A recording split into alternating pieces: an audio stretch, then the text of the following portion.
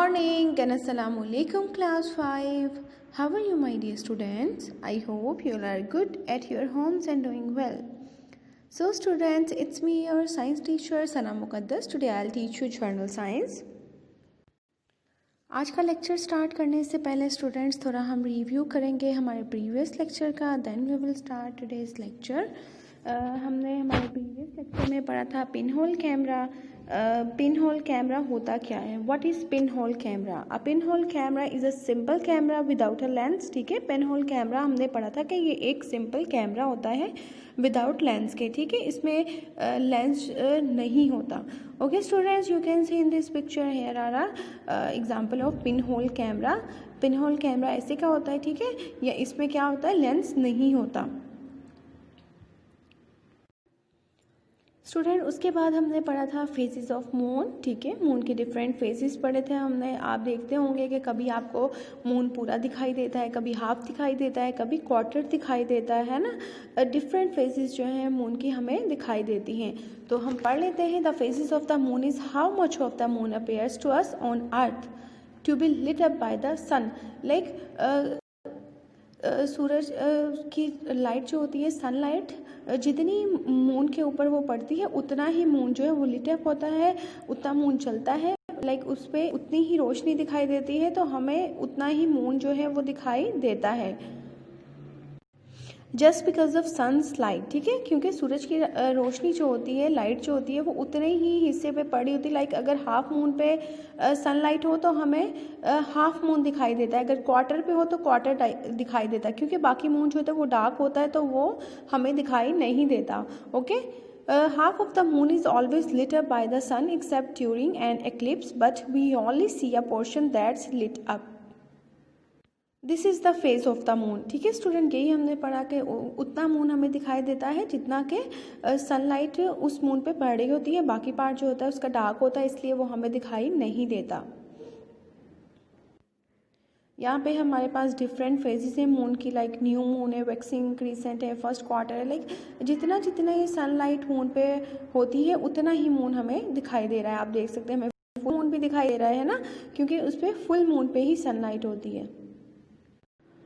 उसके बाद स्टूडेंट्स हमने पढ़ा था solar eclipse. The solar eclipse occurs when the moon comes in between the sun and the earth. ठीक है, जब क्या होता है, मून दरमियान में आ जाता है सन और अर्थ के, उससे क्या बन जाता है, सोलर एक्लिप्स। यहाँ पे हमारे पास एक पिक्चर भी, आप उसमें भी देख सकते हैं। ल्यूनर एक्लिप्स क्या होता है? The lunar eclipse is formed when the earth blocks the way for the sunlight to reach the moon. जब अर्थ दरमियान में आ जाती है सन के और मून के, और सनलाइट को जो है ब्लॉक कर देती है मून तक पहुंचने के लिए, तो इसको हम क्या बोलते हैं, ल्यूनर एक्लिप्स। यहाँ पे आप देख सकते हैं अर्थ जो है मून और सन के दरमियान में आई हुई है, तो जिसकी वजह से सनलाइट जो है वो ब्लॉक हो जाती है मून तक पहुंचने के लिए।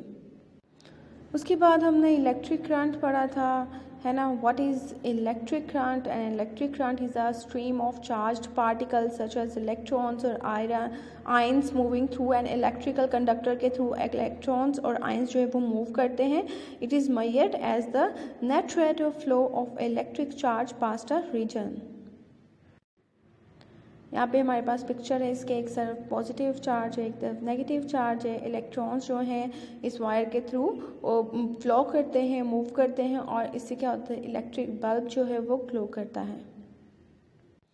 फिर उसके बाद स्टूडेंट्स हमने पढ़ा था इलेक्ट्रिक सर्किट्स। ठीक है, what is an electric circuit? The path along which electric current flows. वो पाथ जिसके थ्रू इलेक्ट्रिक करंट फ्लो करता है उसको हम क्या बोलते हैं, इलेक्ट्रिक सर्किट। ठीक है, सिंपल इलेक्ट्रिक सर्किट की पिक्चर है यहाँ पे हमारे पास, आप देख सकते हैं।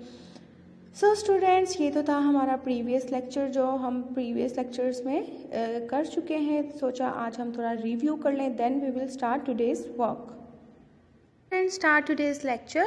आज हम करेंगे short question. So open your booklets, अपनी अपनी बुकलेट्स ओपन कर लें। Today we will do short questions of lesson number 8।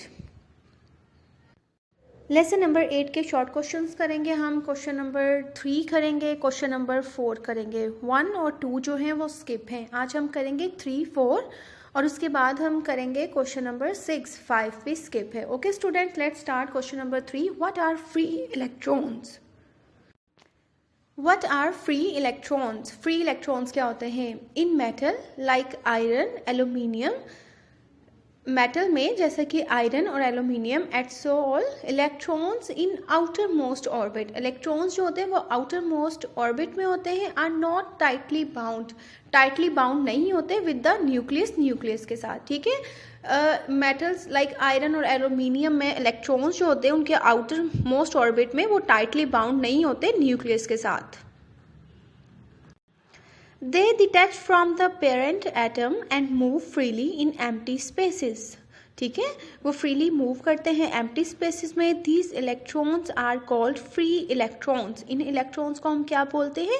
Free electrons. Okay, now we are moving toward the question number 4. How the flow of electric current in a wire can be tested? How the flow of electric current, ठीक है, electric current का flow जो होता है wire में कैसे test किया जा सकता है?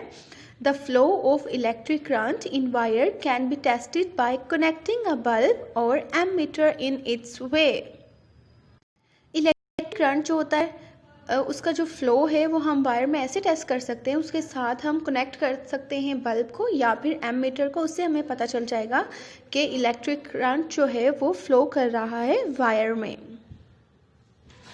The flow of electric current in wire can be tested by connecting a bulb or ammeter in its way. ठीक है, इलेक्ट्रिक करंट का फ्लो हम वायर में टेस्ट कर सकते हैं वायर को कनेक्ट करके बल्ब के साथ या फिर एमीटर के साथ।